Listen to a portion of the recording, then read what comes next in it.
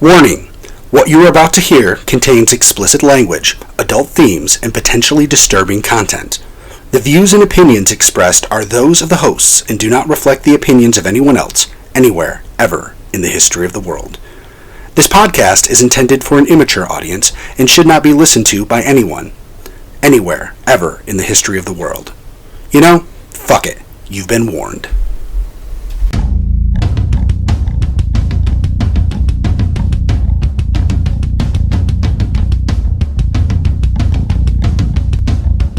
Ladies and gentlemen, dorks and dweebs, nerds of all ages, GeekPod Network Productions is proud to bring to you the most electrifying middle-aged guys in Syracuse, the Doctor, Hugh Allen, the Pod Whore, Paul Showens. Alone, they are single geek beacons in a dark cop drama world. But when the mics go hot, they are GeekPod. God bless me!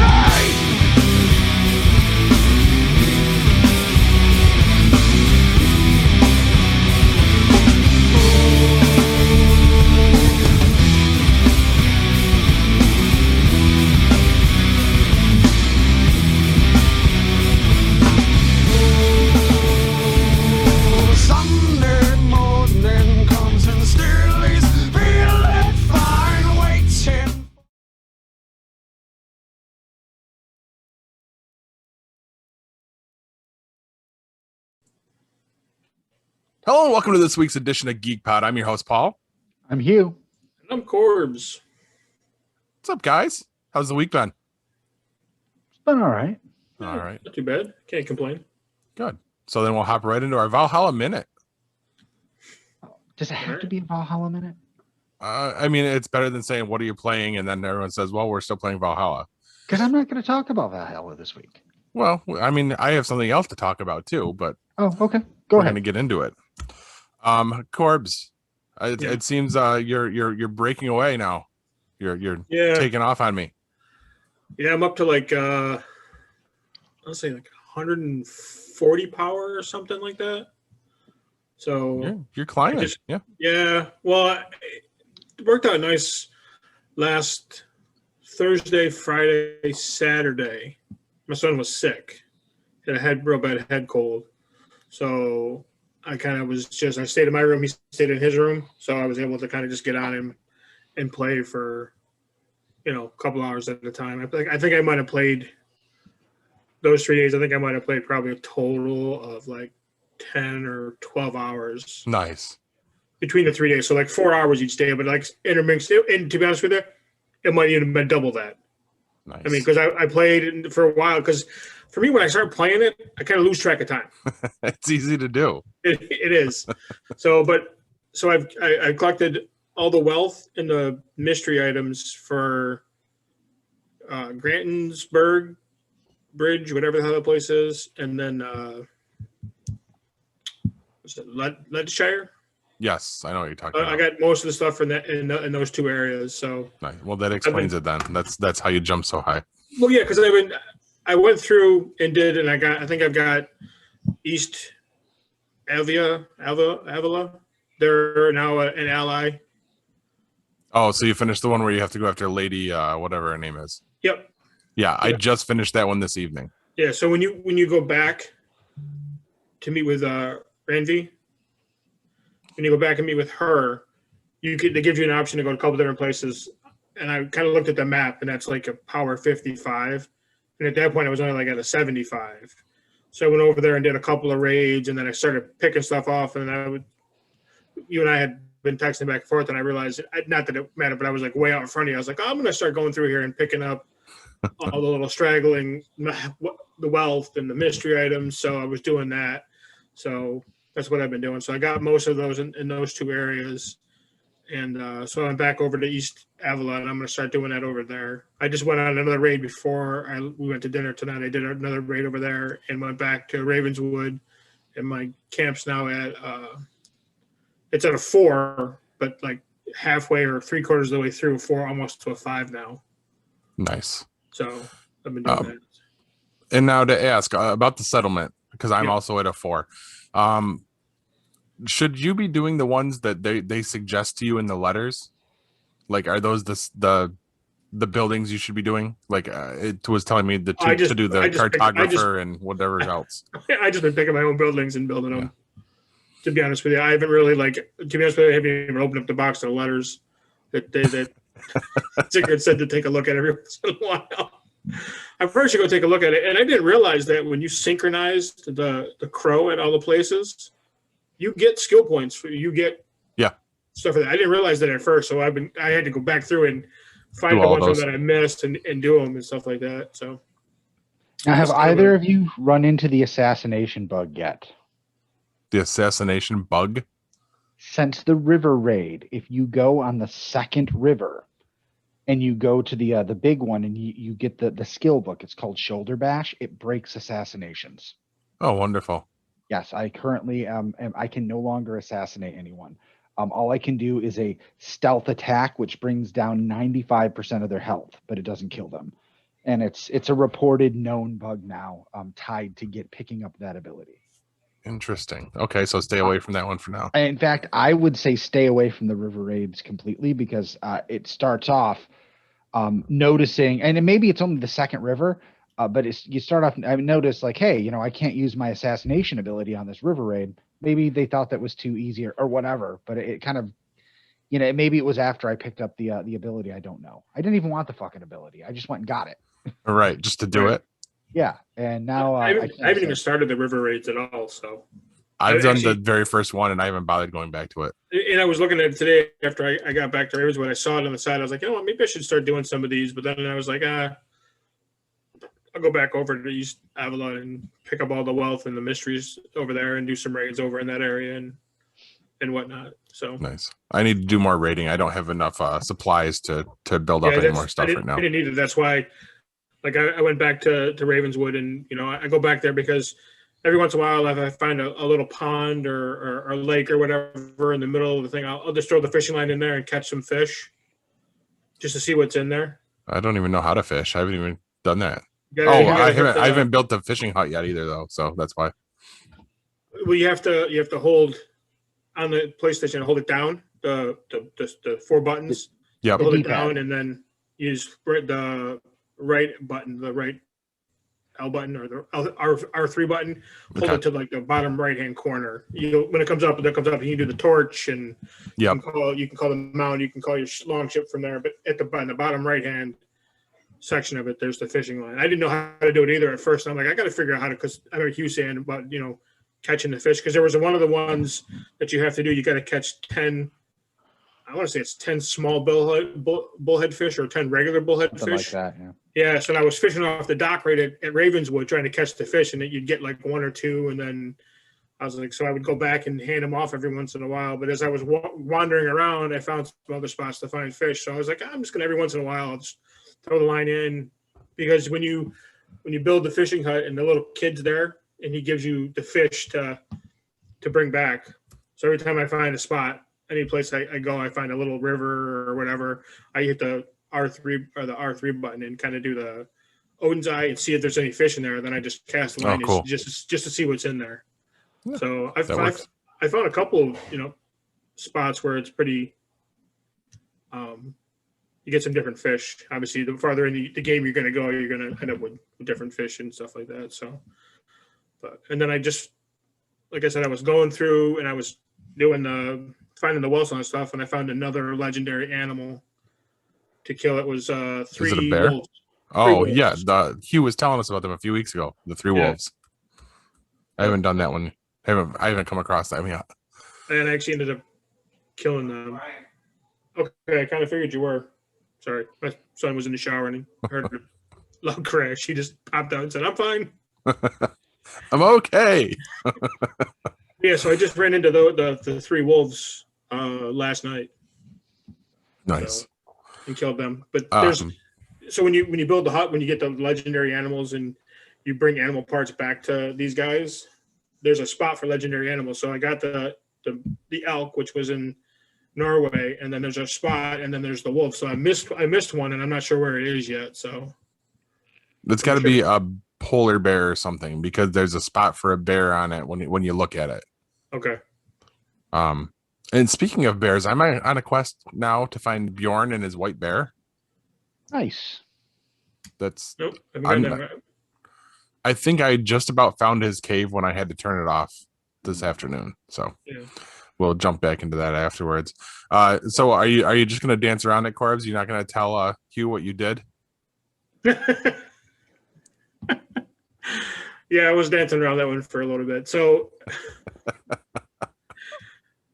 when you go back to Ravenswood, you can ask Ranvi if she wants to go to Garten. Oh, you slept with Ranvi, didn't you? But see, I did, but at first I didn't. I wanted to see something, because the first time I didn't sleep with her, and you wake up on the perch thing, and she's gone. Yeah. She's taken off, and she's gone back to the settlement. And I was like, well, I want to know what happens if, like, I jumped down and I rode back to the settlement. And I was like, wait a minute, I want to see what happens if you do the other thing. Like, if you actually do sleep with her and find out what happens. And it basically is the same thing. And I don't know if when you get back to the settlement, if the responses are different. Well, I'll tell you what I know is that there's a good ending. There may be several endings, and if you piss off your brother too much, you get the bad ending. And sleeping with his wife is one of the things. I mean, you only get that alone won't 5. give you the bad ending. No, 5. Yeah. No, 3 strikes. I'm sorry, 3 strikes. Yeah. So you'll want to make sure you back him up most of the time going forward. And I do it. There was one time when you're trying to get, I think, Paul, it's right by where you are, when he's looking for Folky. Yeah. When he keeps, so you get a chance. You can punch Basham, or you can punch your brother. And I punched my brother because, well, that's also a strike. Yep, I read up on this. Let's just say I'm also at 2 strikes so far. Yeah, same things. Yep. and you knew as far too. as Ranvi, multiple times. I keep banging around the Alliance map table. Oh, I didn't know you could do that. Oh yeah, like when you go back to talk to her after that, there's all sorts of options. Like you can make out with her, and then you can take her to bed, or you can break up with her, which is the only thing I haven't done yet.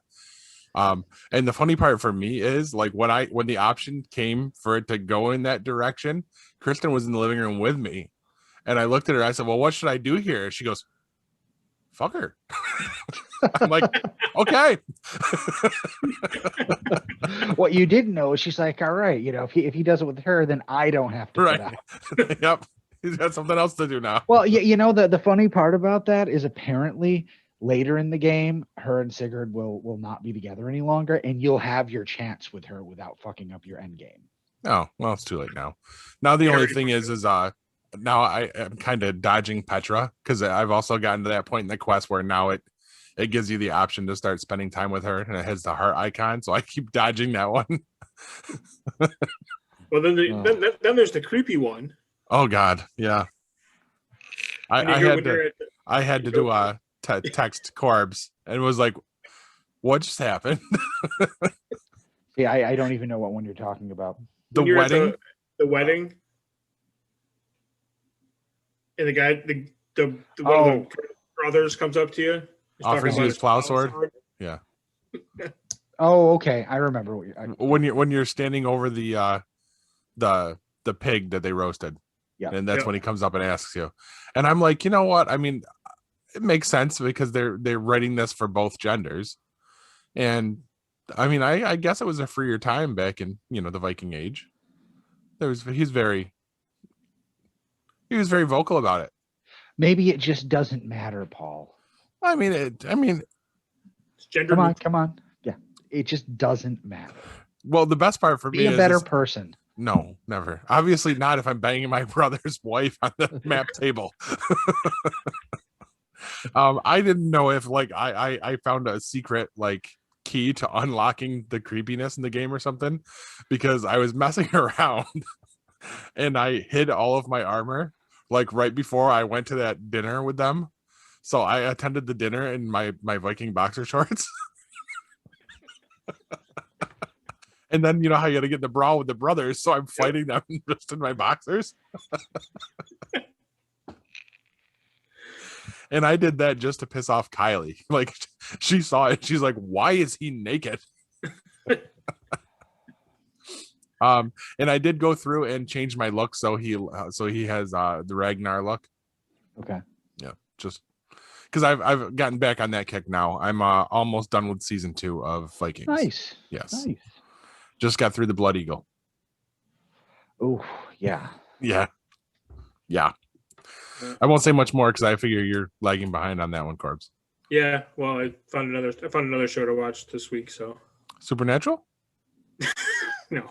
Oh. God, tell me it isn't Walker. Is that even out yet? I think so. Yeah. Is it? Yeah, I've watched 4 or 5 episodes so far. Is it on like TV, or is it on like streaming service? It's on CW, isn't it? Yeah, it's on regular TV. They come out weekly. Okay. I hadn't seen it. Maybe because I'm playing too much Valhalla. Right. All right, and you said you wanted to discuss another game, Hugh? Yeah, I was just gonna mention that I picked up, because it's on sale. There's a big PlayStation sale going on, as you probably know, Paul. Saw that. I picked up Arkham VR because I've nice. read really good stuff about it, but I read that it's really short. And they're right, it is super short, but I played it from start to finish my first time. Glad that it was less than an hour long. Glad I only spent a couple bucks on it, but the quality was amazing. Like they really designed this with VR in mind. It's not I don't want to say too much in case you get to play it, because there's some shocks and some twists in this. But one thing happened that really blew me away, besides the fact that they really did a good job utilizing the medium, especially in a way that you can't run around and be Batman in VR. It's just not going to work. The controls aren't accurate enough. So you don't ever fight any bad guys or anything. It's more of a detective, Dark Knight detective kind of thing. Cool. You still have access to a few things, one of them being batarangs. And it is so cool to reach down to your belt, pull the trigger, pull up a batarang and throw it. And it is, first of all, that was amazing. All right. The second thing was, there is a point at which you end up in front of a mirror, but you don't realize that you're going to do this. You kind of turn a corner and there's a mirror, and it kind of blew me away because so far in VR, I've not run into a mirror before. The developers knew that this would kind of like fuck with your brain, because all of a sudden there I am, I'm Batman. I'm moving my hands, I'm clenching my fists, moving my head back and forth, ducking. And I was like, I don't want to say it took me out of it. It actually sucked me into it, because I've like I said, all these VR games I've been playing, I've not run into a mirror before. It was a real moment. Yeah, if you ever get a chance to play VR, I mean, if you can find something like that, I mean, it really is surreal, because now you're seeing yourself, not just your hands, shooting weapons and stuff. It's, we look in a mirror, our brains are wired to expect to see ourselves looking back. Right. So first time in such a real environment where you feel like you're kind of actually there, for that to happen is a new experience. I can't really say, I just keep saying the same thing over again. It was amazing. Awesome. Very, very cool. I came across another game, which I haven't played yet, but it looks very interesting to me. And still in the same vein as Valhalla, I came across a Viking survival game. It's called Valheim. Mm-hmm. Have you heard about this, Hugh? I've heard about it, yeah. All right. Well, hopefully the crowd hasn't. It's a game about exploring a huge fantasy world inspired by Norse mythology and Viking culture. You start your adventure at the relatively peaceful center of Valheim. The further from the center you travel, the more challenging the world becomes. But you will also find more valuable materials that you can use to craft deadlier weapons and sturdier armor. You will also build your own Viking strongholds and outposts all over the world. And apparently you can also build a replica of the Millennium Falcon, which is how I came across this. Eventually, you will build a mighty longship and sail the great oceans in search of exotic lands, but be wary of sailing too far. So apparently, you're a battle-slain warrior. The Valkyries have ferried your soul to Valheim, the 10th Norse world. Besieged by creatures of chaos and ancient enemies of the gods, you are the newest custodian of the primordial purgatory, tasked with slaying Odin's ancient rivals and bringing order to Valheim. It basically feels like a scaled down MMO, because I guess each server you can only have 10 people in it, so I guess it's not massively multiplayer, maybe a minimally multiplayer online. But it looked pretty cool. It's still in early access mode apparently, or edition. You can get it on Steam for $19.99. It's only available for the PC and Linux right now. They said if the demand is there, they may do a version for the Mac. So you guys have already seen stuff about this? Yeah, I've seen some. That's cool. I've seen some reports on it. Yeah. I haven't played it or anything like that. No. It's something I might look into if I ever get an actual gaming computer again, as opposed to the consoles. They also said they wouldn't rule that out either, that they could come to consoles someday, but I don't see it happening personally. But yeah, I just wanted to mention that one. The links to that will be on in the show notes and all that good stuff. Now I got to switch pages so I can go back to what I was originally looking at. You do that, Paul. I have way too much stuff. So I guess, guys, what's got you geeked? Well, in the same vein that we've been talking, Sony announced PSVR 2 this week. Really?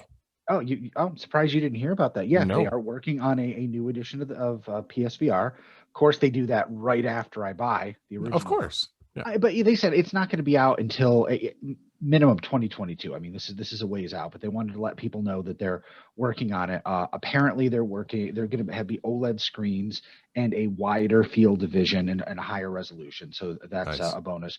Redesigning the controllers and everything. So I think we're going to have instead of these stupid wandy things, I'm hoping we actually have stuff that might have fingers, actual. Yeah, because they have the technology for that. It's right. Just kind of, Sony was mass marketing it, and all this cool stuff you see in the Oculus and the Vive and all that stuff, that all came out after PSVR. PSVR was kind of the first to the market with this. And as they watched their competitors, they're probably like, oh, fuck, we should have thought of that. But now they've had to continue with, I mean, it is kind of an outdated and imperfect control scheme. It works well enough for now. But everyone else definitely is ahead of the game. The only problem is these are all like the Oculus, like the standalone one, where you don't have to hook to a computer. That's basically an Android phone, which is fine, but you have limited, your hardware is limited. So right. Things like, Skyrim VR aren't going to run on something like that. You need to have it connected to a computer or connected to a PlayStation. So the regular PSVR gives you a lot more titles and a lot more in-depth titles, but the other platforms may offer a better casual experience. I'm hoping PSVR 2 is going to kind of bridge that gap. That'll be cool. That's what has me excited. That and fried chicken. Two really different things. No, I'm making fried chicken tomorrow. And, okay. I've been trying to fine tune my recipe. I'm not there yet. I mean, I can make something that is probably as good as you can commercially get, but I haven't made anything that makes me go, you know what? I never need Popeyes again.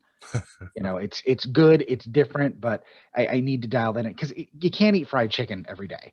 You can't eat it every week. And it's hard to, every time you make the recipe, you got to take detailed notes. So you know what to change next time. And I always forget. So it's really hard to perfect a chicken recipe unless work in a kitchen and you can just do that all day and keep trying it. So happened to have a whole thing of buttermilk because last week for my mother-in-law's birthday, Damara needed like 2 tablespoons of buttermilk for part of the recipe. So I had the rest of the thing of buttermilk. I'm like, I don't usually have this on hand. So I threw the chicken and the buttermilk in a bag with some seasonings and it's in the fridge and gonna take another swing tomorrow.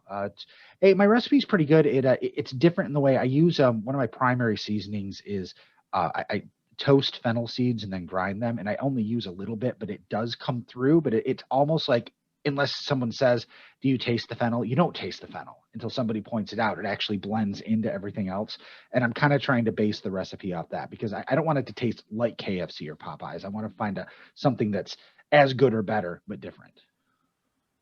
I like it. Yeah. I'm a big fan of fried. Oh yeah, I'm sure I would. If it's fried, I'll eat it. Yeah, but that's all I got. Gotcha. Corbs?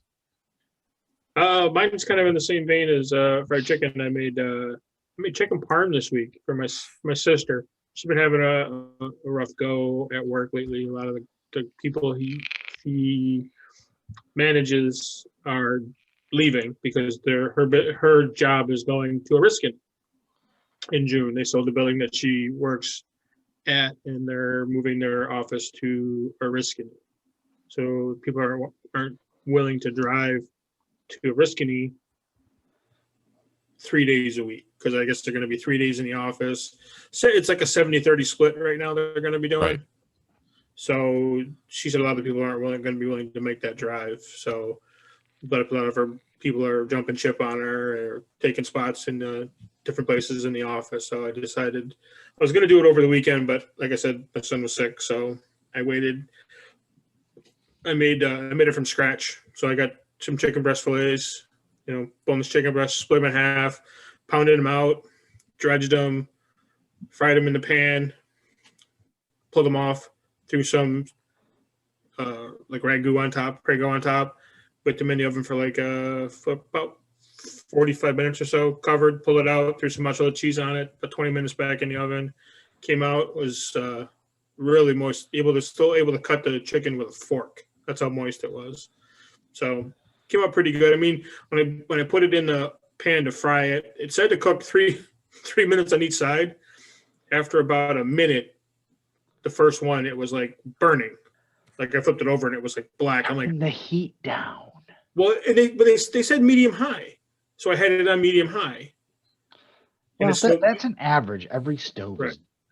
Right, exactly. And this is the first time I tried it. I will try it again another time, but it was one of those things like I've been sitting here for almost a year now, I've been helping out around the apartment and clean, do the laundry for my mom, do the grocery shopping for her because she's has some health issues. Obviously, we've talked about the diabetes and whatnot, but she has glaucoma, so she can't really see, so she doesn't drive.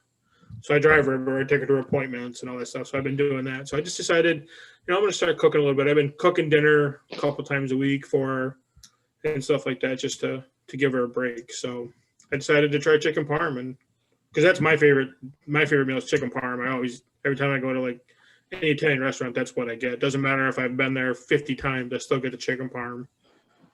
So I decided to give it a shot, and it came out good. I didn't kill anybody. Corbs, I'm impressed. First of all, I didn't know you did cooking. So good job with that. Yeah. I mean, you had me up until you said the word ragu, and then I was kind of like, oh. Well, see, everything else was great.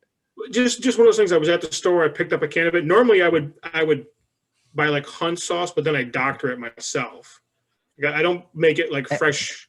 If I told you what to get, I feel like I brought it up one week. No. Fermano's crushed tomatoes with it says with olive oil, garlic, and basil. It comes pre-seasoned.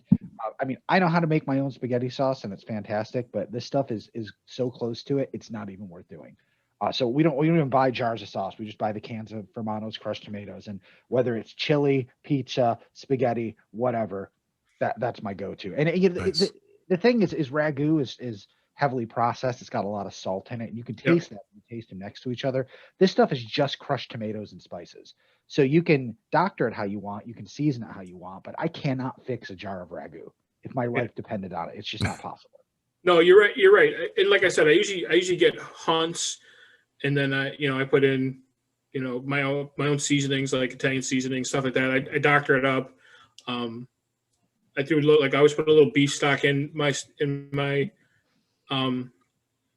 sauce. So like when I make chili, I use 2 cans of Hunts and then like 3 cans of Price Chopper diced tomatoes and stuff like that. But I always put a little bit of water in it, a little bit of beef stock, a lot of onion, peppers, stuff like that. So I've made chili for a long time. Everybody raves about my chili. My mom says it's a little too spicy for her. Like when she starts talking about it, she'll start sweating. So, but I want to do something nice for my sister. Like I said, she's been having a rough time. So I decided we called her up and said, hey, come on over. Your brother's gonna make chicken parm. So we invited her over and had chicken parm. So nice. That's what had me nice and had me geeked. I mean, it was something to try. Like I said, I had never tried it before. I've always wanted to try it, So I was like, you know what? I'm just going to give it a shot. If I fuck it up, and I try again next time. So, but she liked it. I'm going to try it again. And like you said, you turn the heat down on the pan to fry the chicken. So we'll see how it goes from there. But that's me. And me being the good friend that I am, decided to troll his post on Facebook about it with a hashtag.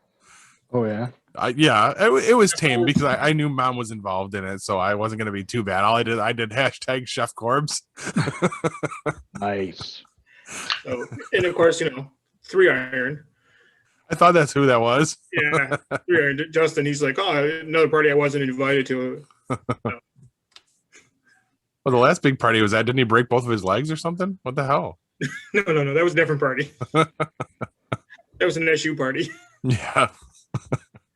So, but that's it. I mean, what about you? I mean, don't feel bad. Mine isn't super exciting either. I'm geeked because I get to get my first COVID vaccine shot on Tuesday. Yay! Oh, nice. Gonna go down there, get vaccinated, see if I can't grow a third and fourth eye. But yeah. So because, pardon? Where are you going? Fairgrounds. My mom's got hers on the 14th. Did you have to have it? Now I got to ask you this question because you and I have the underlying issue. Did you have to have a note? Yes. Okay. You need a doctor's note. Yeah, your doctor has to say that you have. Yeah, it says I got the diabetes and I'm fat. Yeah. Okay. That's what it comes down to. Yeah. All right, because I know that we talked about it. You know, we had to. I just got to call my doctor now and get that note so I can make my appointment. There you go. Make them while you can. They're showing up and disappearing fast as hell. So. Well, they're coming out with new ones too now. I mean, you got Johnson's coming. Yeah. Johnson's coming with the one shot, the one vaccination, and there's a third one that's coming out. I just heard it today. That I thought Johnson & Johnson was the third. Didn't we? Don't we have Pfizer, Moderna, and then Johnson & Johnson? Yeah, but I think there's another one shot coming out. Maybe it's nice. Pfizer's got a one shot coming out. Well, shit! Can they hurry up with that? I know Johnson & Johnson. It hasn't got to. Johnson & Johnson's like a week away from mass approval. Yeah. So I'll get mine, and then like the good one will come out. Right. Of course. And well, I'm looking at this kind of like, you remember when they were trying to decide what we were going to watch movies on, whether it was going to be laser discs, VHSs, DVDs, Blu-rays, and a lot of companies came up with a lot of different ideas of what they thought would stick, and then one of them did and became the industry standard. Mm-hmm. What if you get the Betamax vaccine? I will. It will be. That's how it's going to work. Is I'll have the Betamax. Let me write that down. My father bought a Betamax when they came out. At the VCR. Huh. You know what would get me geeked, Paul? What's that? Can you tell me how to make my computer stop running? The hard drive's just click, click, click, click, click constantly all the time. It's driving me up a wall. It's clicking? Well, it's making the accessing hard driving noise. It's not just constantly. Prop it up so the airflow's coming through the fan. More. Is it laying flat on a desk? No, it's not. It's standing up. So I don't know. Text me this weekend. We'll do it off mic. We'll figure it out. Well, see, I was hoping you just have some like awesome answer and I could fix it right now because it's irritating the hell out of me. Have you tried turning it off and back on again? Damn it. That's what I didn't do. My fix is always a bullet. That works too. It's a permanent fix. It is. So you gotta go extreme at that point. Do you remember back in our Christmas episode, I just want to check and see if this movie came up because I have my favorite Christmas movie now. Super short here. I don't recall if we brought this up or not, but I didn't realize Iron Man 3 was a Christmas movie. You know, that's very tenuous, but I guess it does take place because at one point isn't the armor sitting there with the Santa hat on? Yeah, and it takes place at Christmas, and he gives Pepper the giant bear for Christmas. No, yes. It is definitely a Christmas. If Die Hard is if that's what I was going to say. If we can say Die Hard, yes. So it does. I mean, can you really call that a favorite movie at all? I love that movie. I was underwhelmed with that one. But we'll be rewatching soon. And on the other side of the break, I'll discuss that too, because that was brought up tonight during WandaVision. But yeah, we're running up against our first commercial break here. So you know what? Let's hop back. We'll come back with Hughes News. All right. Sounds good.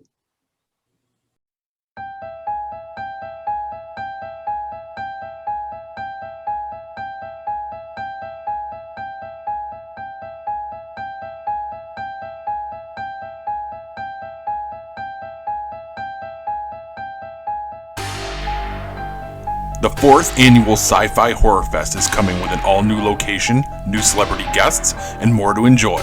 Sci-Fi Horror Fest has a new home for 2021 at the Vernon Downs Casino and Hotel in Vernon, New York. Sci-Fi Horror Fest will be held on August 27th and 28th. Sci-Fi Horror Fest is a family-friendly event featuring exciting guests including CJ Graham and Loren Malloy, as well as fun activities, vendors, and a media area with an eclectic group of podcast personalities. More guest announcements will be announced soon. For more information and to purchase tickets, go to www.sci-fihorrorfest.com. That's www.sci-fihorrorfest.com. Sci-Fi Horror Fest is currently looking for volunteers. This is your chance to be part of the fun. Please note, dates and details of the event are subject to change due to any lasting issues due to COVID-19.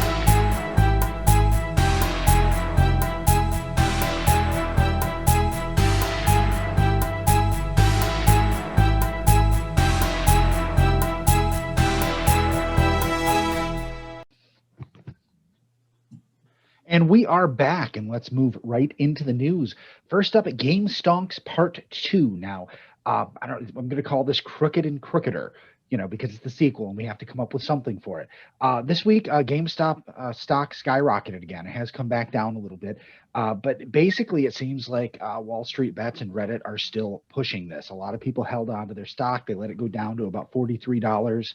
And just bided their time. Believe it or not, the short sellers shorted it again. They didn't learn their lesson the first time, and it got as high as about $150 Thursday before coming back down a little bit. Now, here's the thing. Like, they don't think we're going to notice. Twice on Thursday in the 3 o'clock hour, Wall Street halted trading on GameStop for volatility, saying it was too volatile. So they halted trading. Okay. Seriously, are we expected to believe this? Right. I mean, again, they're protecting the short sellers. They're protecting the fat cats. And it just drives me nuts. And we're not going to get into detail now because we did before. But, I mean, that right there. I mean, they did the same thing they did last time. They stopped trading to stop it from getting pushed up any further. But it seems like Reddit is committed to this for the long run. And I really don't know how this is going to play out. They want to make a movie about it, but they can't because the story's not over yet. I'm pretty sure, though, that eventually they were probably hoping that, this was going to all blow over. They'd make a movie with, the main guy from Reddit who kind of pushed it, was played by, who's the guy that played Lex Luthor in the Snyder. Eisenberg, Jesse Eisenberg. Jesse Eisenberg playing the guy that was the mastermind behind it. And we all laugh. And 10 years later, we're like, remember the time gamers tried to take on Wall Street? Ha ha ha ha ha. And, Reddit's like, fuck you. We're not done yet. So we're going to have to see where this goes.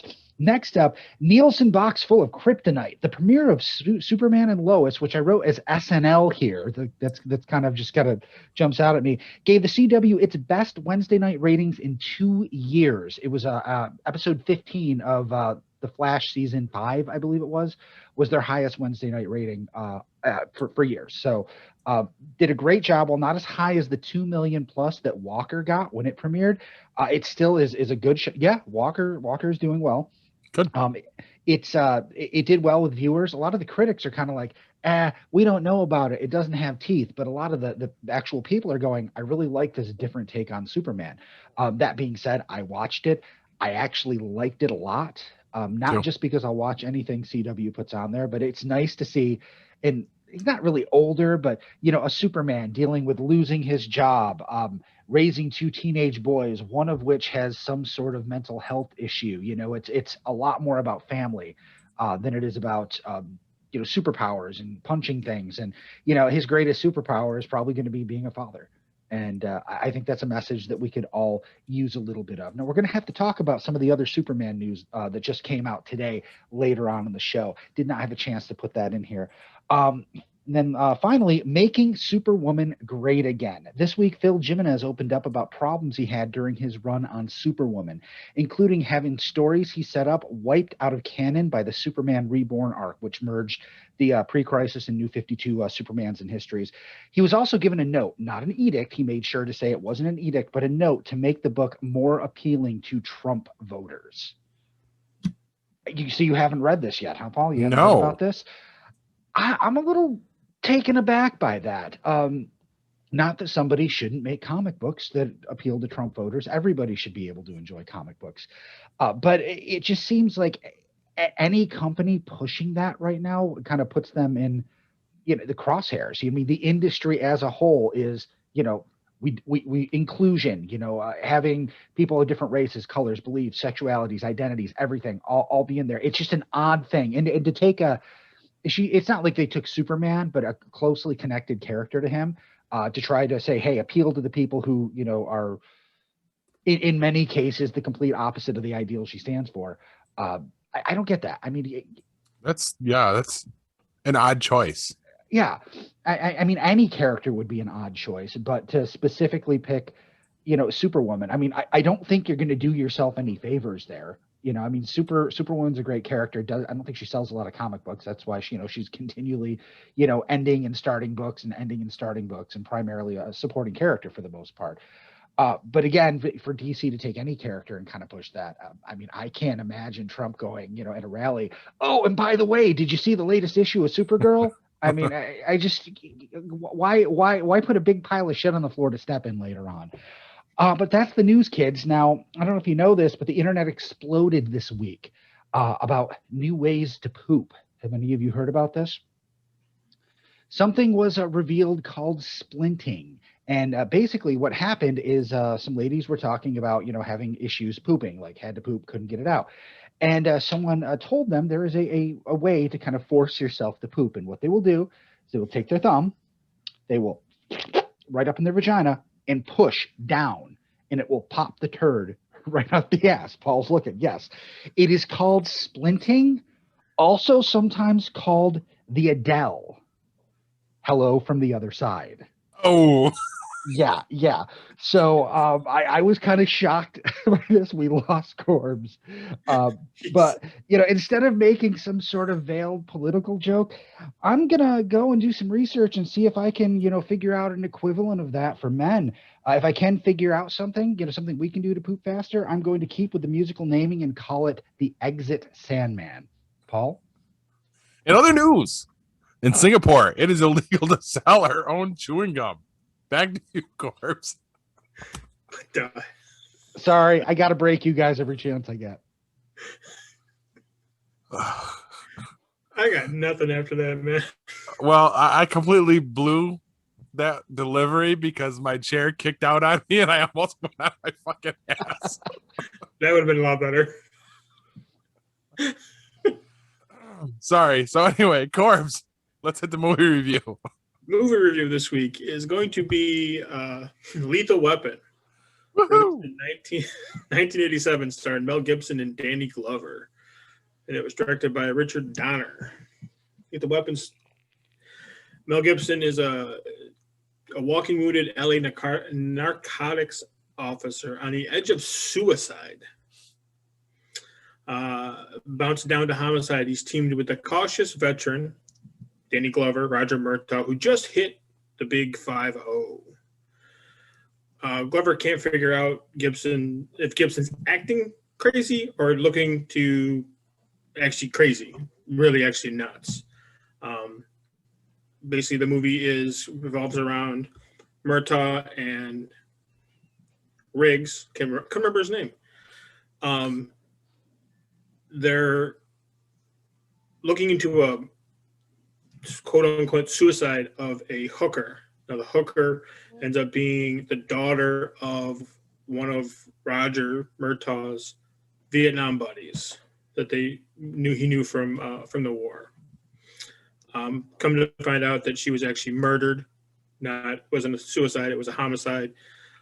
As they delve farther deeper into it, they realize that his buddy is actually involved in drug smuggling. So it goes about how they kill him. They try to kill Mel Gibson.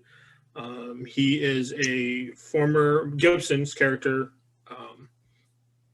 Riggs is a former Special Forces vet from the Marines. He joined when he was real young. He's a sniper, martial artist.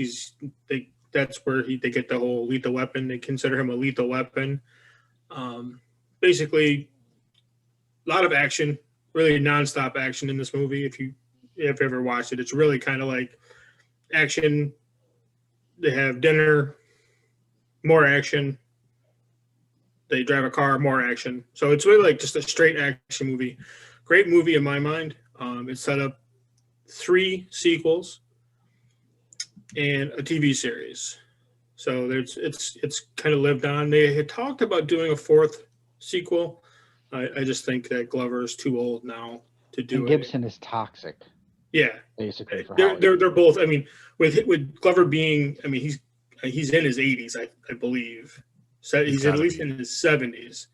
I just think he's too old to do stuff like that anymore. So I think that the series has run its course. I'm going to give it 4 stars. So, it's one of those movies that when it's on, I'll tell you now, when it's on, I watch it. Matter of fact, I've been watching it pretty much religiously when it's on this week because I found out that I have a few more channels in my my account. I'm not going to give the name of the company that I have. I'm not going to give them free publicity, but I found out that when my mom got the next package up, we got a few more of the paid channels, we'll say. Showtime, Cinemax. Nice. So I've been watching, they've been on there, and they play all 4 of them right in a row. So. Oh, nice. Yeah, so I've been watching. I don't watch all 4. I will watch 1 religiously, but after that, 4 is probably the next one I would probably sit and watch through. But again, I love the movie. Good acting.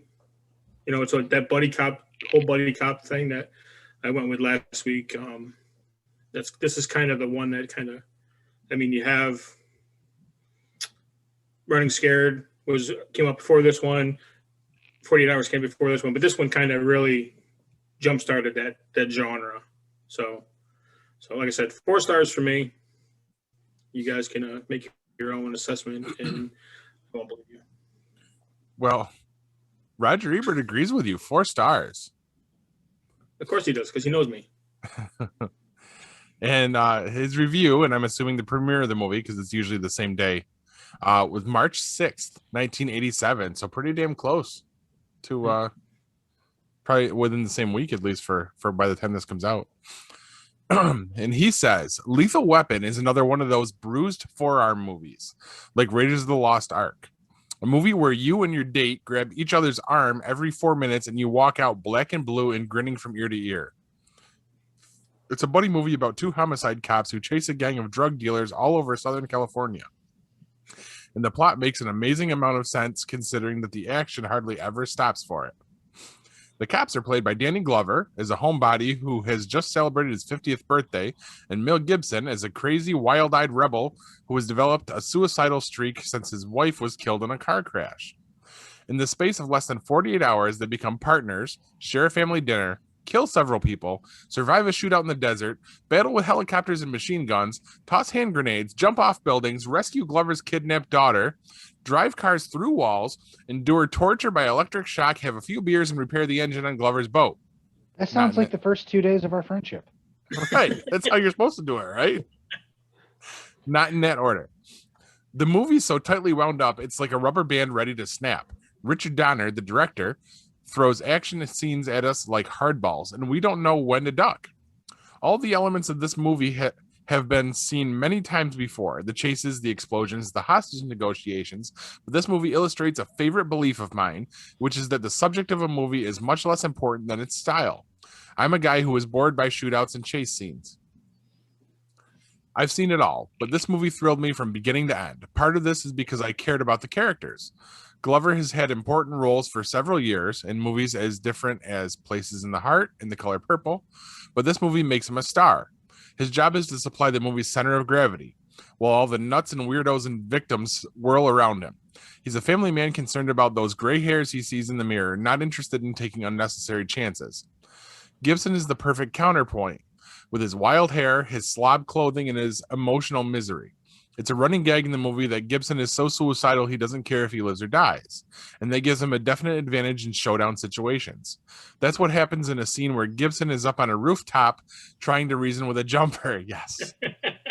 I won't spoil the surprise. I'll just say the movie ends with one of the few genuinely unexpected surprises in any recent action film. The supporting cast is strong and has to be to stand out in the midst of mayhem. Gary Busey, slimmed down and bright of eye, makes an appropriately hateful killer. And Tracy Wolf, his Glover's good-looking daughter, is cute when she gets a teenage crush on Gibson. but most of the attention focuses on Glover and Gibson, and they work easily together as if they were having fun.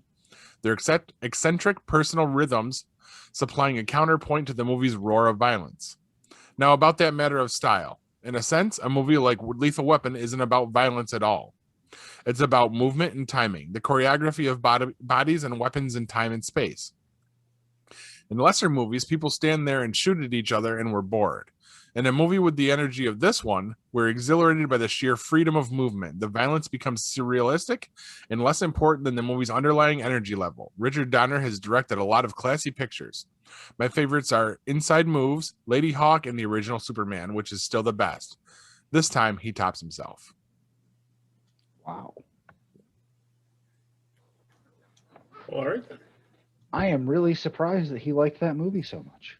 Yeah, because he really seems to go for more of the non-genre kind of thing, like non-mainstream popcorn flicks. I shouldn't say genre because that means a whole different thing for us now. I wonder what he would think of the Superman reboot that was announced today. Look at you go. King of segues over here. Warner Brothers has announced, and there's no casting information officially yet. We don't even officially know if Henry Cavill is going to be Superman or not, but word from people who are sources, whatever those are saying they're looking to cast the first Black Superman. And now Will Smith is too old to be the first Black Superman. Yeah, Will Smith was never the right choice for Superman. I mean, he's too funny looking. Come on. I mean, he's funny looking in a good looking guy way, but not in a square jawed superhero from an alien planet way. I could never take him seriously like that. Didn't he already do that and it was called Hancock? Yeah, but I mean, he was playing like in Hancock. He was like all fucked up and drunk half the time and whatever. I mean, that, Superman has a different aura, and I think you need somebody who shares that kind of aura. For like they're saying, Michael B. Jordan, probably a forerunner. He's been up for it before. He's talked to Warner Brothers about playing Superman, and he does have that right look to pull it off. What about Donald Glover? Probably could do it too. I mean, I always see him with more hair. He always has more hair, so it's kind of hard to imagine him. Whereas Michael B. Jordan has plenty of times had, no facial hair and a short haircut, so it's easier to imagine him, in that role. My question to you guys is this: we're gonna have the obvious racists going nuts about this. I mean, personally, I don't give a shit. Black Superman's completely fine. My question is, do you change the origin story? Because if he's Superman and he happens to be black, that's perfectly fine. If he's Superman, his ship crash lands in Harlem, and it's all no offense, but chicken wings and greens from Ma and Pa Kent, and they completely changed the character. I'm not saying I have a problem with that, but that's kind of radical. It would almost be interesting, but I can't imagine a studio wanting to place a $200 million bet on something like that. Right. I think you can tweak it to make it more culturally diverse without going as far as dropping him in the middle of New York City. Yeah. Why not do him in Atlanta or a suburb of Atlanta, in Georgia, somewhere like that, so you can still do the southern. Drop him in like Memphis, something. Well, like I mean, those are places by Elbridge. You have a lot of farms. I mean, that would be almost doing the same thing, which I don't have a problem with. I mean, I think you can do the same story. He's raised by a black couple on their farm. What I'm saying is, do you think the studio is going to try to go the whole urbanize it? What? Urbanize it? Yeah, I was looking for the word. I wasn't sure what to say without saying something that sounded awful, I guess. Right. Yeah, urbanize it. Is that what you do with it, or is it just cast a black Superman? That's hard to say. I mean, and you see that we have a person of color writing it, right? Yes, yeah, Ta-Nehisi Coates. Thank you, because I was not going to try and pronounce that. Yeah, it's just I wonder if they're going to go that route. If Superman's going to be battling racism in high school or something like that. Actually, that might be interesting. I guess. The core of my question is really more, okay, we want inclusion, especially certain parts of the left want more inclusion and diversity and things like that. Is casting a black actor in the role enough, or do you think that they want to completely urbanize the character? and do almost like a reimagining of it. I'm just curious, I wish people responded to us when I ask these questions. No one ever does, because I'd really like to know, is this good enough, or do you want to take it further? Do you think we should? Do we have a imperative to take it further? I think you have to at least tweak it a little bit. Okay.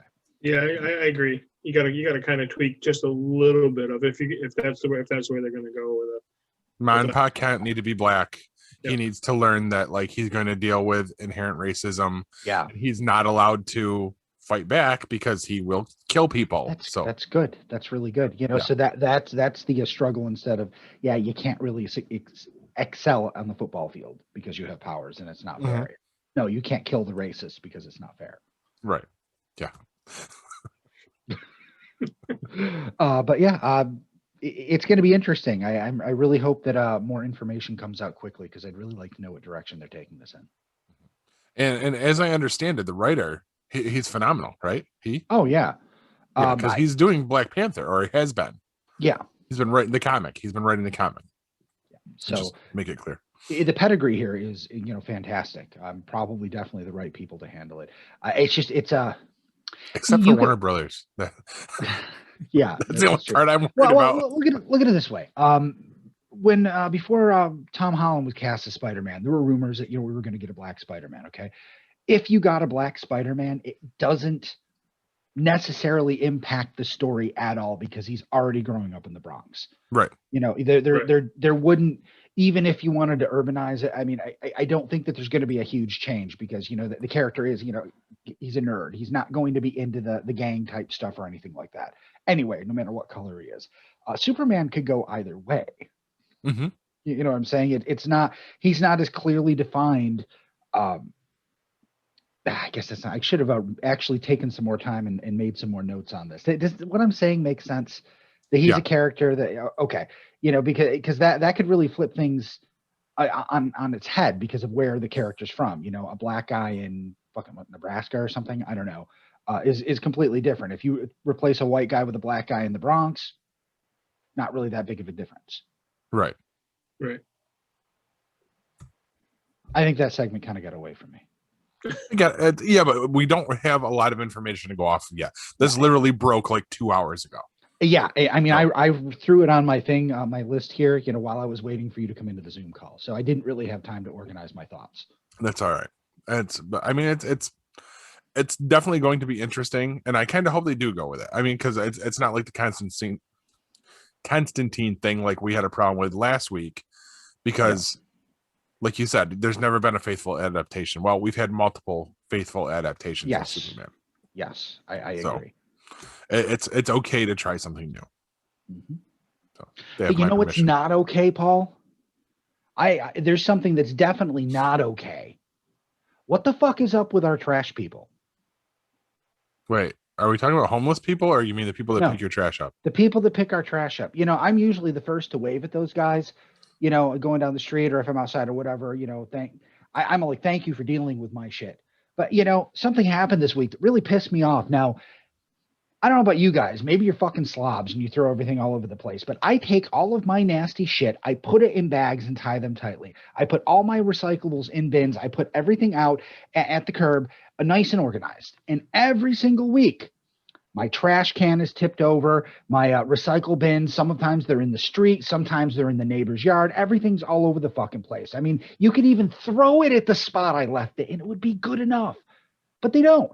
And this week, something really gross happened. Okay, we're getting some nice weather here in central New York. We get some thaw. There's some water running down the sides of the street.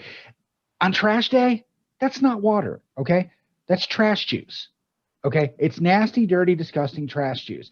And I had to reach into that trash juice to pick up my recycle bin, which was on its side with that trash juice inside. And it sprayed off. And I ended up with garbage Martini all over my legs. All right. I am now immune to COVID's 19 through 21 and have a new nipple on my elbow. I'm so irritated by that. It was so fucking gross. And all they had to do was fucking throw it at my car. Okay. Just get it in the fucking driveway where it was. Fuck me. I know what you're talking about. The same shit happens to me. And last week they actually broke one of my recycle bins because they chucked it and like they cracked it down the side. And there's nothing I can do about that. So You can go to the town hall; they'll give you a new one. I already Or have just stand 5. out there when they take your garbage and toss it back. Mean mug them. Just stand there. Just. I don't gotta worry about any of that shit. They come and pick mine up every week. Nice. I got in the dumpster. complex. They got a dumpster. You just throw it in the dumpster. There you go. Of course, the only issue I have with them is they come at 5 fucking o'clock in the morning. Well, you weren't up until 3 playing Valhalla. Well, that's besides the point. That's besides. Did anybody? Sometimes I'm still up when they come and pick it up, but that's a different story. Did anybody watch Walking Dead last week? I didn't have a new Walking Dead last week. I had the what do you call it? Extended version. Yeah, like the sneak preview thing. I wasn't sure if you guys would have gotten it or not. AMC Plus always shows the episodes a week early now. Oh, so gotcha. we got to watch the premiere last Sunday. Nice. Nice. So, but I wasn't sure if we'd be able to talk about it because I wasn't sure if you know what it was. I decided I'm going to go. I have Discovery Plus now because goddamn if it's not worth it. And I pay for Shudder, and I'm like, you know what? AMC owns Shudder for $2 more. I can get AMC Plus, which is all of their shit, Walking Dead stuff early, and I still get Shudder. So it was kind of like, why it's a not? no-brainer. Yeah. Yeah, really. How much is it? I can ask you that question. How much is Discovery Plus? I think the no commercials is $8.99 or $9.99. Okay. And I primarily got it because Good Eats is now exclusively on Discovery Plus. Yeah, my mom likes a bunch of shows that are heading there. We're trying to decide whether or not to. Well, they're doing lots of content specific for the platform. Like, I don't know if your mom's into this, but my wife likes the 90 Day Fiance stuff. And they have 90 Day Fiance Universe. They're like making like 7 or 8 different shows specifically just for that platform, along with the regular ones. But it's I was looking through the list of what's on there, and it's everything I like about TV, with the exception of, the few scripted shows that I like. You got your paranormal stuff, your science stuff, your cooking stuff. That's all the Cooking Channel shit. That's all Destination America, all the Bigfoot, the UFO, Ghost Hunters. All the really interesting stuff is all owned by Discovery. Right. So nice. It's an incredible platform, and it's very slick. It works very well. Yeah, she watches like the home improvement shows. Mm-hmm. That stuff too. Flip and flop, all that stuff. She watches that stuff, and then the other one she watches is Flea Market Flip, where they go to flea market, find something, and make it into something, and then sell it. She watches all that stuff. So they're all heading over there. So we're trying to figure out if it's worth it. Obviously, you're saying that it's definitely worth it. I think so, because I really, when they announced it, I didn't realize how much stuff Discovery actually owned until I started it, and I went and I was like, holy crap! Like like I said, other than the scripted stuff, just about everything we watch is there. Yeah. Okay. So and a lot of stuff that I wouldn't have known, but it's all in one neat little package. So I'll probably start watching it again. Nice. Okay. Nice. Paul, you had a Marvel thing you wanted to talk about. Yeah, it's funny because I think you just addressed it last week. While watching WandaVision tonight, it was thrown out there that we need to do an entire rewatch of the MCU. So we're going to be starting that adventure in chronological order very soon. Don't forget the Spider-Man movies aren't there. You have to slot them in. Yes, no, those I have on Vudu anyway. So I have to figure out. Well, I know where to slot those ones in. You don't need to worry about that till after Civil War. Yeah, that's true, because him getting introduced and all that shit. So yeah, apparently we're gonna start that. So we get to go on that same adventure that you were talking about. Because Kylie will happen in the same vein, and yeah, it's just gonna be everywhere. But Kristen requested this, so what? Yeah, she wants to do a full rewatch. You have Scarlet Witch powers, don't you? You've completely made her over. That would be great. I would totally be a villain. That's no doubt in my mind. You would. Aren't you already a villain? Basically, just without superpowers. It's actually an IT guy. But yeah, that was it. So yeah, eventually we'll be getting back to Iron Man 3, so I can watch it with more of a critical eye this time. Because I remember when I originally saw it, I was underwhelmed. Well, you might have been mad because they fucked up the Mandarin like a lot of people were. I knew about it ahead of time. I was like, that is such a great twist, such a great way to use Sir Ben Kingsley and have him actually play two completely diametrically opposed roles in the same movie. I love everything about that movie. Absolutely my favorite Iron Man movie. Nice. I understand that maybe it was a little bit much for some people, but that's a 5-star movie for me, hands down. No questions asked. Nice. I just remember being underwhelmed, so I'll have to give it a closer watch this time. You should. I mean, it's even got the kid in it and lots of heartwarming scenes, lots of humor. But I'm really surprised that you didn't like it as much, because I mean, it was definitely way better than 2.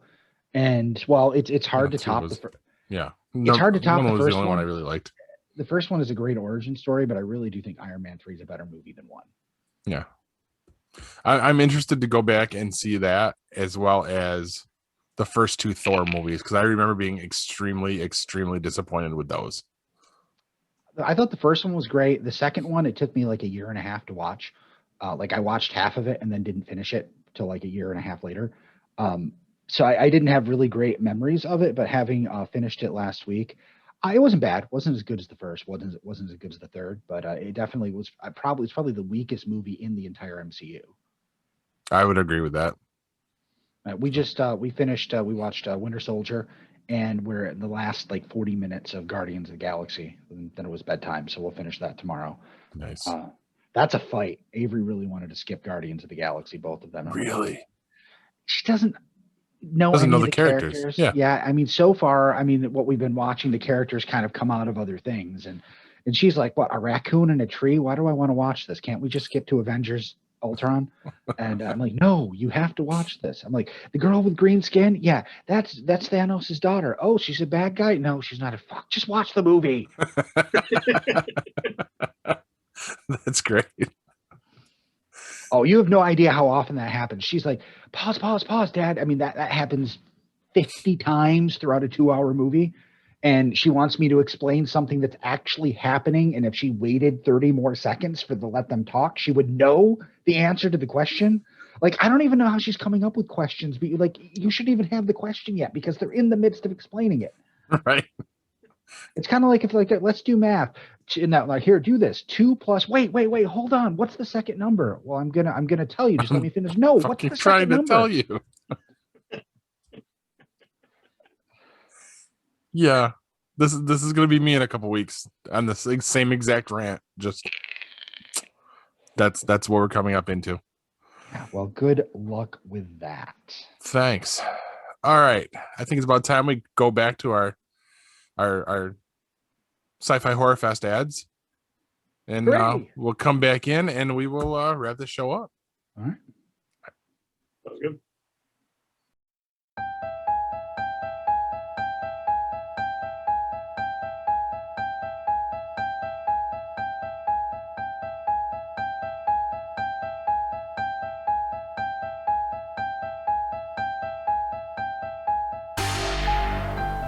The 4th annual Sci-Fi Horror Fest is coming with an all-new location, new celebrity guests, and more to enjoy. Sci-Fi Horror Fest has a new home for 2021 at the Vernon Downs Casino and Hotel in Vernon, New York. Sci-Fi Horror Fest will be held on August 27th and 28th. Sci-Fi Horror Fest is a family-friendly event featuring exciting guests including CJ Graham and Loren Malloy, as well as fun activities, vendors, and a media area with an eclectic group of podcast personalities. More guest announcements will be announced soon. For more information and to purchase tickets, go to www.sci-fihorrorfest.com. That's www.sci-fihorrorfest.com. Sci-Fi Horror Fest is currently looking for volunteers. This is your chance to be part of the fun. Please note, dates and details of the event are subject to change due to any lasting issues due to COVID-19.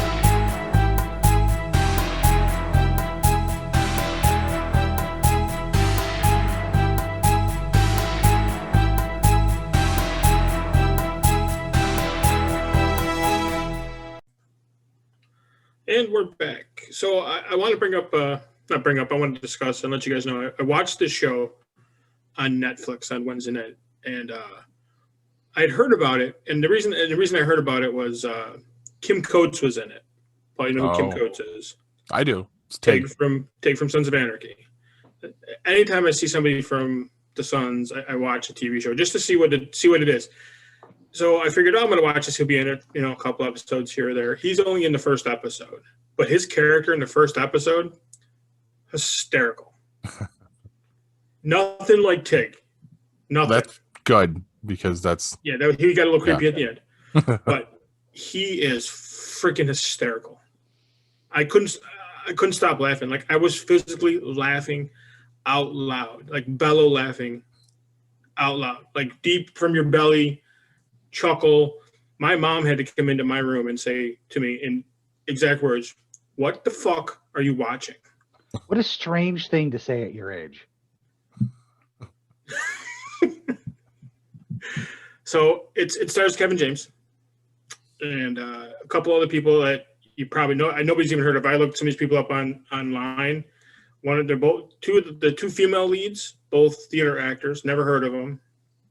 Both hysterical. The only person that's in that you would know is Bruce McGill, older actor from the 80s. Like he's a bit actor. If you saw him, you'd be like, "Oh, I know who that guy is." Okay.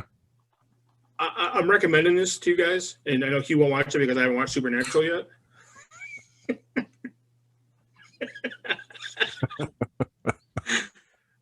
I'm telling you right now, laugh out loud, funny. I wanted to watch like 1 or 2 episodes. I wanted to watch a couple episodes on Wednesday night so that I could watch a couple more on Thursday before I went and saw Kelly, and I watched a couple more today so I could talk about it tonight. I ended up binge watching all 10 episodes on Wednesday night. They're only 30 minutes long, less than that. They're only like 25 minutes long. I can't say enough about how funny, at least how funny I thought it was. I mean, just some of the skits and stuff, and not the skits. Basically, what it is Kevin James is a pit crew chief for a NASCAR driver. Okay.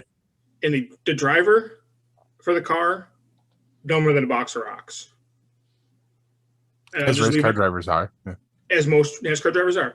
Just the stuff this kid says, you're just thinking to yourself, what? Why? What? And they rip on this kid the entire time. Like the running gag is he started out the first 2 years he was there, he was winning like 3 or 4 races a year.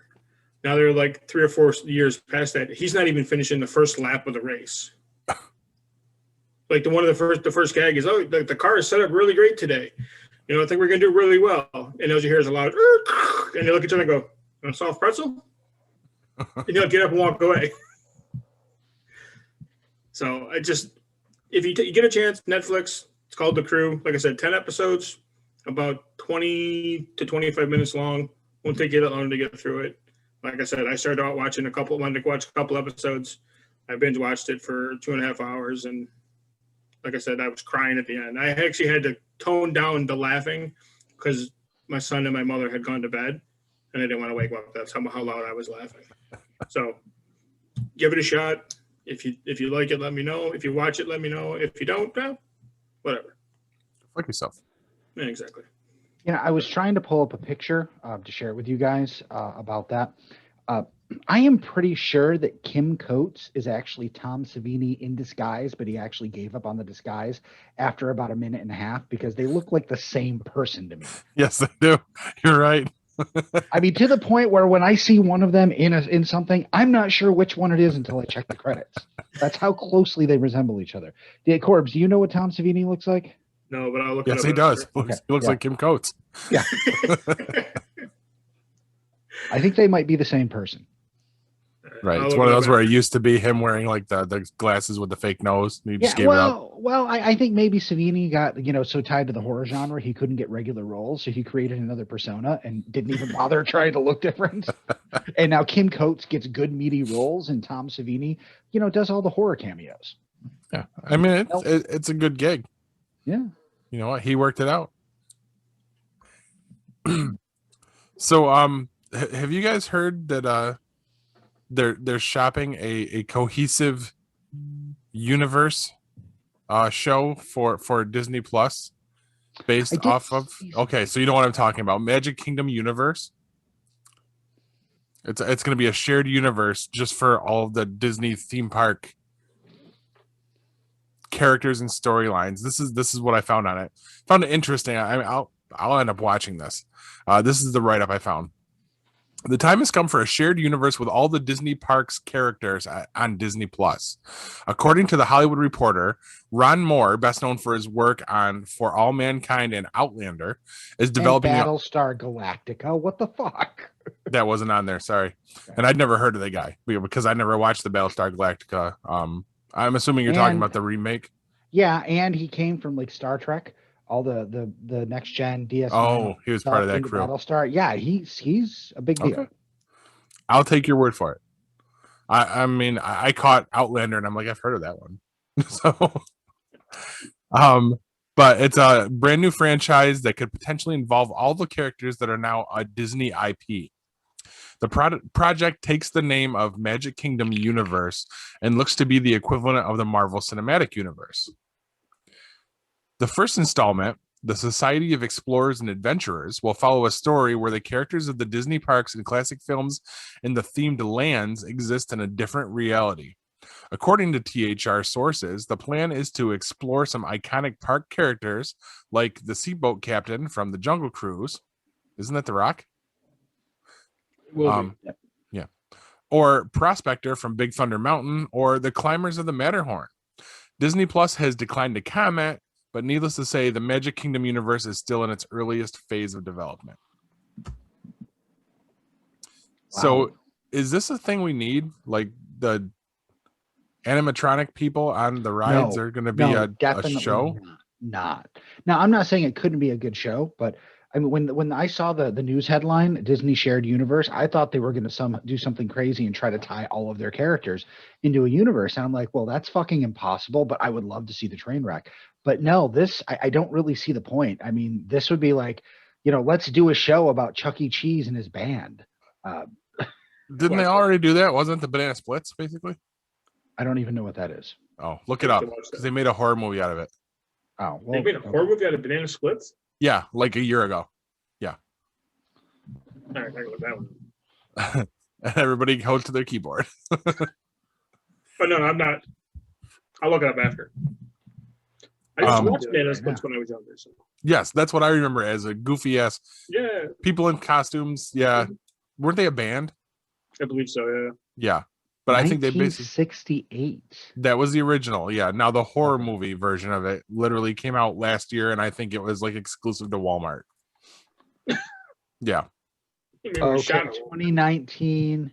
Okay, 2 years ago. Okay. Yeah, I just found it here. I don't know if I want to watch this or not. The director was a Danishka Esterhazy. Whew. That's a mouthful. She said. And nobody in the cast is anybody I've ever seen before. So I don't know. All I know is it's the same people in suits, the same suits from the looks of it, but now they're like ex-murderers. Oh, nice. I haven't watched it. I mean to at some point. I also want to watch Slender Man. I haven't gotten around to that one either. So WandaVision. This is the last thing I really have to address tonight. I got no clue. I thought this was the last episode for some reason, and then I thought so too. And there's one more. Yeah, because I was like, okay, I know this is going to lead into Doctor Strange, but this is really where you ended? Are you fucking kidding? But no, there's one more. Has the same problem as last week. I mean, I understand they needed an end to explain what happened to her, but again, with the backstory for what's her face, Agatha. Agatha, all the witches and all this stuff. I mean, that segment and scene was so far removed from anything we've seen on the show so far. It felt out of place. It felt like a mid-90s made-for-TV Disney movie, or an episode of Charmed. I was just thinking Charmed. It was just it reminded me like of the whole like Mr. Boogedy era of Disney on TV. And you know what? Given what happened after it, would that entire episode have lost anything if we did not have that Salem segment there? I don't think so. Unnecessary. We know she's some sort of a powerful witch. She hasn't actually used that she's not done anything so crazy that it can't be explained by the line that, she's a powerful witch. Right. Anyway. But I mean, basically all of this was tying up loose ends, like explaining everything away, the whole episode. Except, what they didn't actually explain, and this has me confused. We saw video footage of Wanda stealing Vision's corpse. Yes. And now it turns out she didn't? Yeah. So Hayward is a true scumbag. Yeah. So what you're saying, doctored video. This isn't clear. Okay, because that wasn't clear. Because no, we it wasn't all clear. Like, what? Yeah.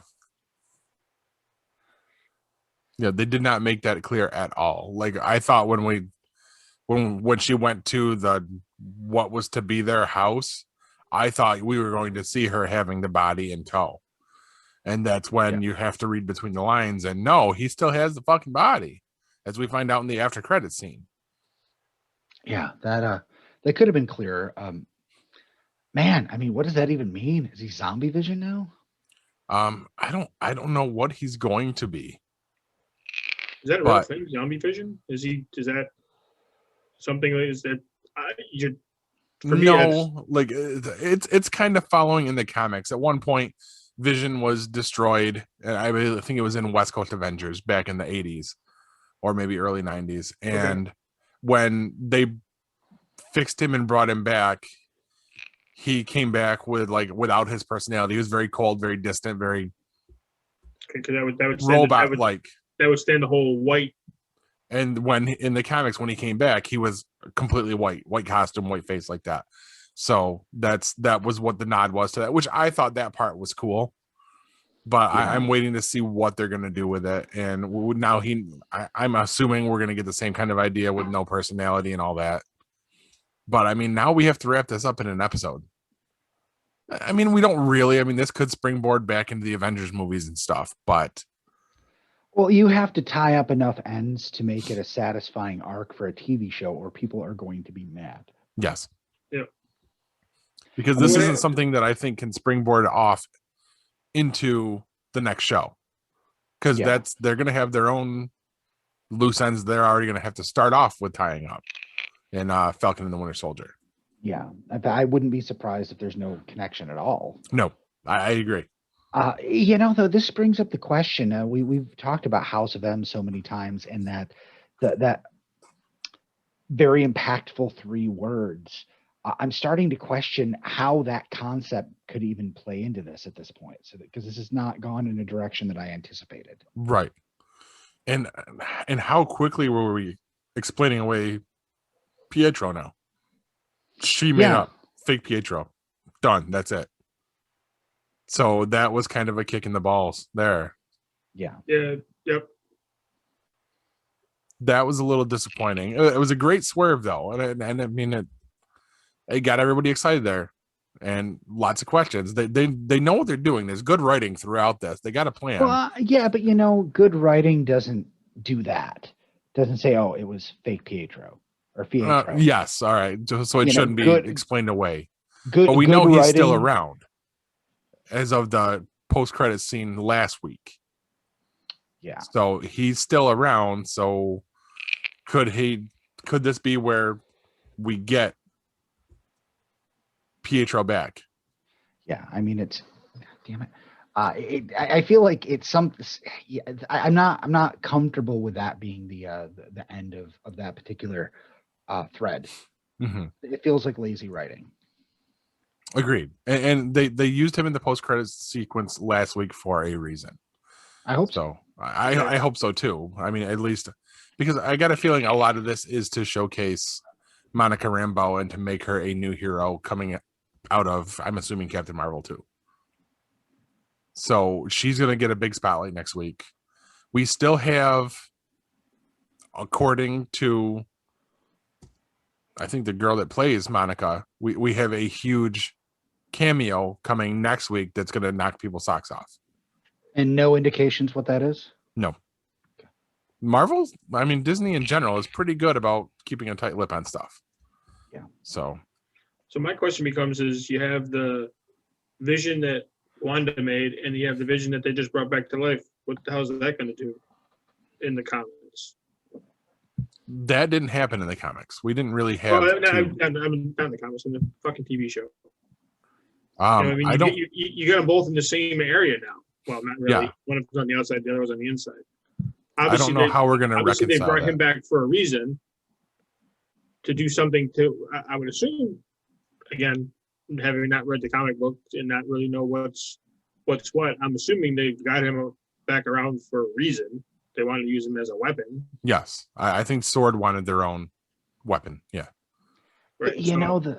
Oh, sorry. No, I'm just wondering. I'm trying to wrap my head around the fact that now there's two visions. Obviously, the one vision is really not vision; it's a figment of her imagination.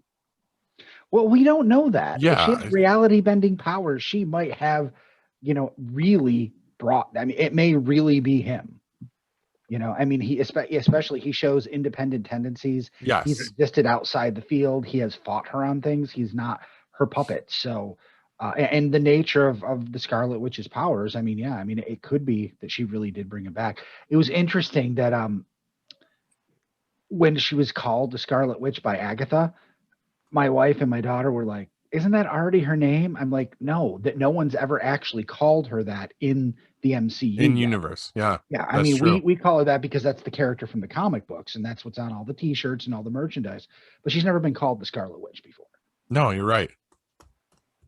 What is that? What is her? Is she not a part of the Avengers in the comic books? No, yeah, she is. Okay. Again, like I said, I don't read the comic books, so all I get is the movie version of it. You guys have read source material. I know you're trying to school me on the source material, which is great, but again, I think they avoided that in the movies because first of all, the Scarlet Witch is kind of a dumb name. Second of all, she didn't come with the costume, which you saw in the Halloween episode. That was her comic book costume. Mm-hmm. That looks like Scarlet Witch. They didn't go that route, so it made sense not to play up that aspect of the character at that time. Because, I mean, really, it's a dumb name. It was probably a good name in the 60s. Right. But It's not a good name now. You know what I think makes this even more confusing and unable or hard to guess at is we're at a point here where Vision does not necessarily have to continue going on where they're going with the Avengers movies when they're trying to bring younger people in and do a different team and most of the main Avengers are kind of gone or whatever. Having Vision there isn't a given. Right. So the character really could die. This could be the end of the character. I mean, there are other times where that a character can't be gone forever, but in this particular case, I mean, I don't want to say Vision's expendable, but Vision is expendable. Yeah, he has never been a core to the team. He is not a linchpin. He's a great character. Is very cool to have on the team. And there's really cool shit they can do with him, but he's not necessary. Yeah. Yeah.